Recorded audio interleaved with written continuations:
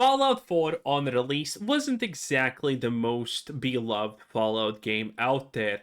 It got memed on a lot for its huge lack of roleplay mechanics and many other things. You probably already know or at least remember of the meme of yes, no, snarky, yes, snarky, no.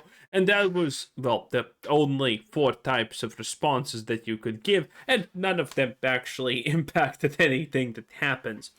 But still, Fallout 4 wasn't the worst thing ever. It was an okayish experience. I personally kind of enjoyed it most of the time, and a lot of people also did. The modding scene for Fallout 4 is absolutely amazing. It's huge, it's massive, and people absolutely adore and love it. And for very good reason. It is very nice. But everything else about the base game doesn't exactly make people come back and replay it. Now, granted, I have done that, but still, most people don't really replay it because it's just not that great of an experience.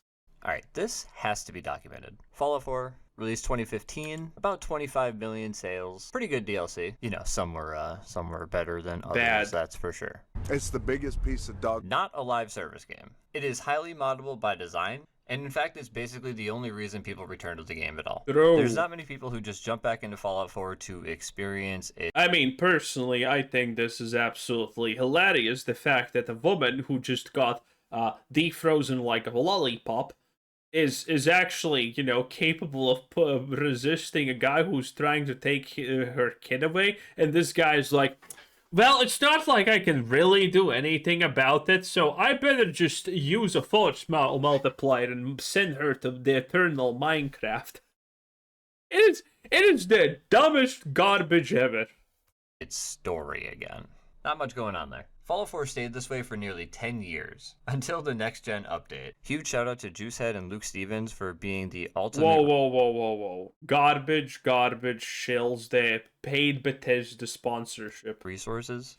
Bethesda would be a worse company without them. We have to talk about the next-gen update because there is no other... Arguably, Bethesda is a worse company because these people exist. These people, for years, have glorified everything that Bethesda does. They have put them on a pedestal, and they have restrained and done no critique. Only in the last literal 3, I think, months? 4 months, maybe? It's a pretty new phenomenon, but these people actually say almost negative things about them. And it's hilarious. Juicehead has reverted to that, and Luke is like, Guys, did you see that? I just said a negative thing about Bethesda. I know it's lackluster, barely negative, and I can take it back, and it doesn't really mean anything. But I said a bad thing about... Dude, Luke is the saddest existence ever, okay? I think it's absolutely hilarious. The guy absolutely takes issue with the fact that a lot of the community he has personally even thinks that he is, shill, that he just gets paid. And it's actually obvious that he gets paid because he lies about stuff. I mean, I did a video where I got offered a 10-cent sponsorship deal from the same guys he did, and he's like, guys, I played all of this. It's really unique. No, these are given to you talking points. You said literally nothing unique. You didn't even play the game because you were using an account that was given to you with things pre-made in it. So, you know, he's never winning the shill accusations. That is 100% for sure. But Luke, don't sue me. We know that you come from a rich family. That's why you could have wasted your whole life away on YouTube. Unlike me, who didn't, obviously. Bethesda would be a worse company without them. We have to talk about the next-gen update because there is no other company quite like Bethesda. They are truly unique. This update released in April 2024. The pros. Console players saw a noticeable frame boost. There were some old bug fixes that modders... Did they? I'm pretty sure this is not true. ...had fixed since a week after... I'm also pretty sure this never happened. Fallout 4 came out. They gave us some Creation Club leftovers. Basically, there were some... The Creation Club leftovers were overpriced garbage. ...that they never got to sell us properly, so they just kind of bundled it in with this update. It's just useless content. And ultra-wide support. Yeah, you would. Ultra-wide support isn't a new thing. Does it still have bugs though? I don't remember. Let's go over the cons of the next-gen update, starting with broken mods. This normalized the version rollback mod, which basically just lets you play on older versions of Fallout 4. It's PC only, so console players just can't do this. Come on now, dog. Oh And you know, no! it's really funny that they broke mods given that they were selling mods to you. This was back with the old Creation Club menu, and they were pretty selective with which mods they sold back then. So ultra-wide support. This launched completely It said horsepower armor.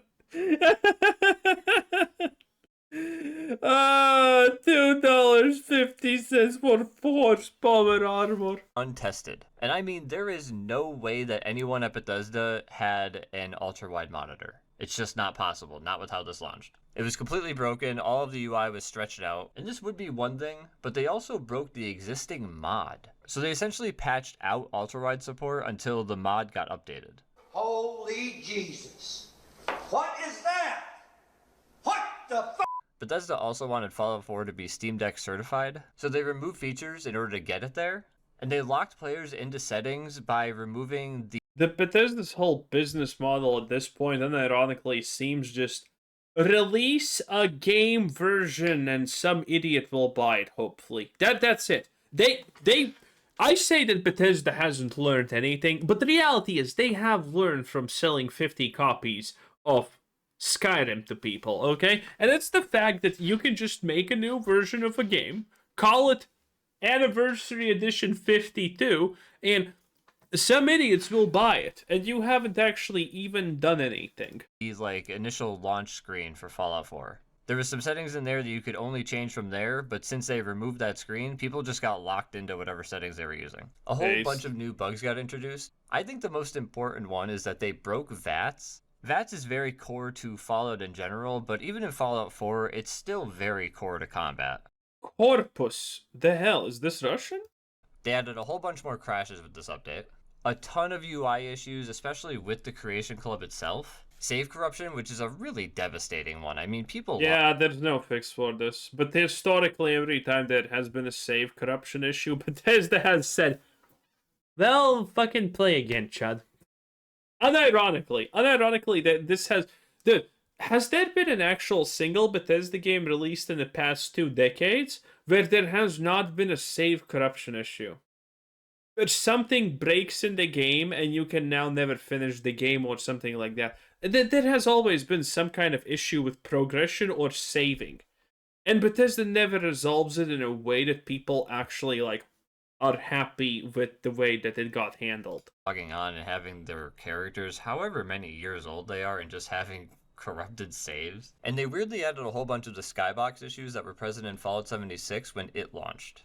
So later on there was a May patch. It fixed a few things that the next-gen update added, notably not VATS or ultra-wide support. Based. It broke mods again, which Based. scared a lot of modders into thinking that they were going to keep updating the game, and so they waited to update their... That is probably the most hilarious part of Bethesda. They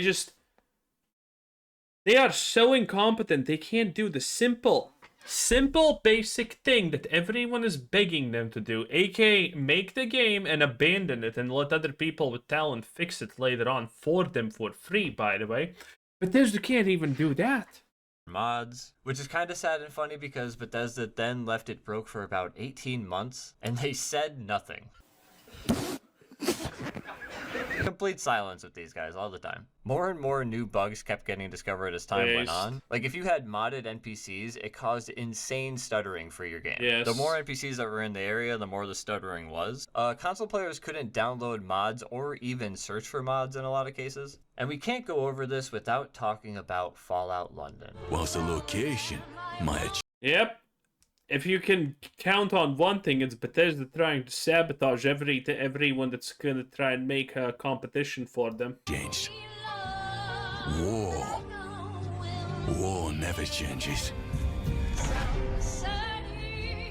I have not played it. The release date was delayed because of the next-gen update. It was originally planned to release like 2 days before the next. By the way, the funny part about this is every single time there is some kind of big mod that threatens Bethesda and is gonna make the game actually playable and people are interested in it. Bethesda always seems to somehow just magically, out of nowhere, for their 50-year-old fucking games, come out with a patch that completely breaks the mod in the worst ways possible. It's almost like they're doing this intentionally. Gen update was then announced for. So they delayed the mod because inevitably it would have just broken on release. It also relies on some other mods to work right, so they had to wait until those mods updated as well. Fallout London eventually released to universal praise, except by Bethesda. Bethesda has never mentioned this mod besides one time when Todd was asked about it. I wondered if you had a chance to check out the Fallout London mod. Oh, yeah, I remembered this. Only some videos that I've seen online. I have not played it. So Todd claims he also never even played the mod, and I just don't know what to think about this whole thing. A lot of people online kind of say that the reason Bethesda doesn't acknowledge Fallout London is due to legal reasons. But I don't know, man. I really feel like it has more to do with Fallout London is not I have never heard that, by the way. What's legal reasons? a paid mod. It's completely free, and I think even more importantly is it reinforces the idea that the best Fallout content doesn't come from Bethesda themselves. I mean, when you think about it, the most well-received pieces of Fallout content that we have received since Bethesda has owned the IP: Fallout New Vegas, the Fallout TV show, and then maybe Fallout 3 isn't The Fallout TV show is garbage. third. But to be honest, Fallout London might be ahead of 3.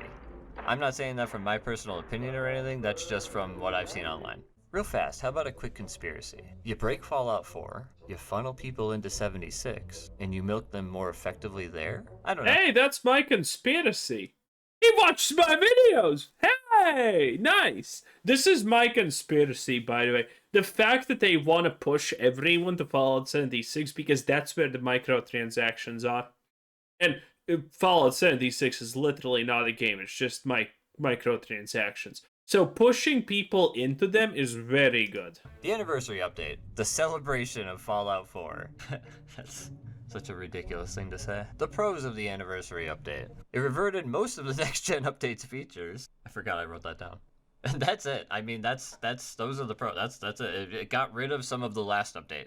And for the cons, it broke mods again, the creations menu, the paid DLC that we bought fucking 10 years ago, completely broken for a lot of people. The update itself is broken on PlayStation in too many different ways for me to really get into here. And it brought the Steam rating to mixed. But what is Bethesda's favorite thing about the anniversary update?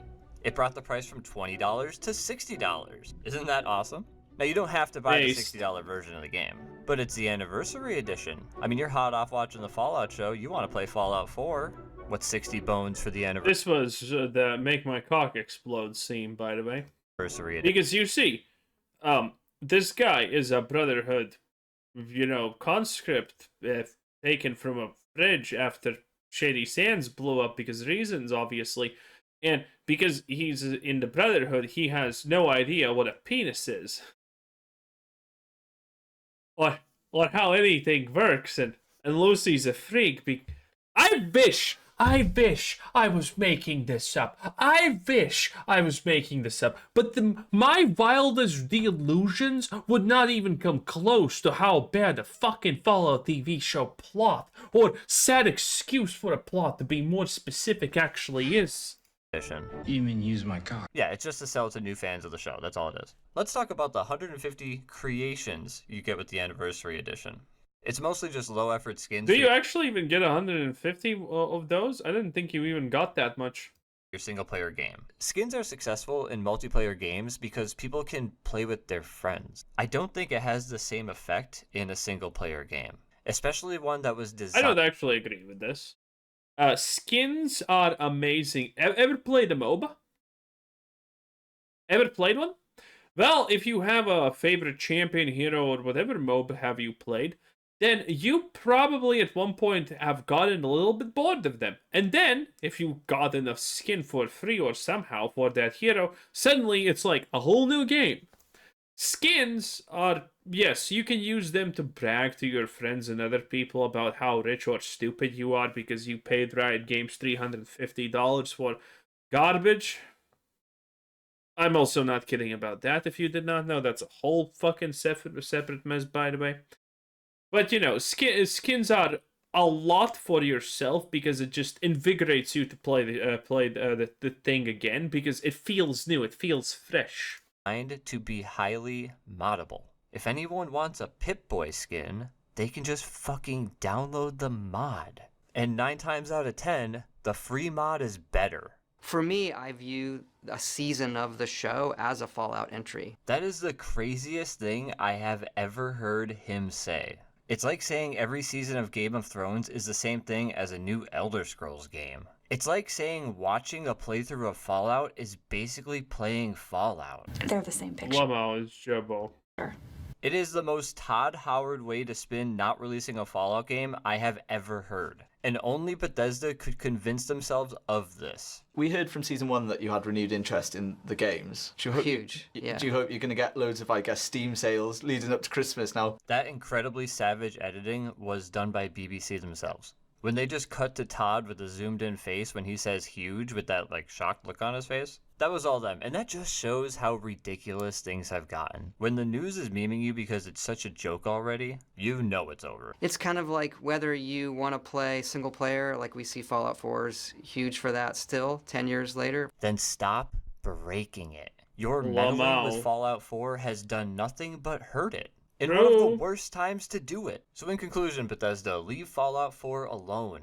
You already did for a long time. Modders will fix it. It was the plan all along. And Modders will fix it is still one of my most favorite disastrous things about this. Because, I mean, yeah, it's true. But I mean, stop treating modders like unpaid labor. And you have... No, actually, verse, because Bethesda looks down on them. 76. Fallout 76. Fallout 76. Yeah, Fallout 76. We wish we didn't have it. Anyway, that was drawn out. Oh, look at that. He has an outro now. 10 out of 10. Bye.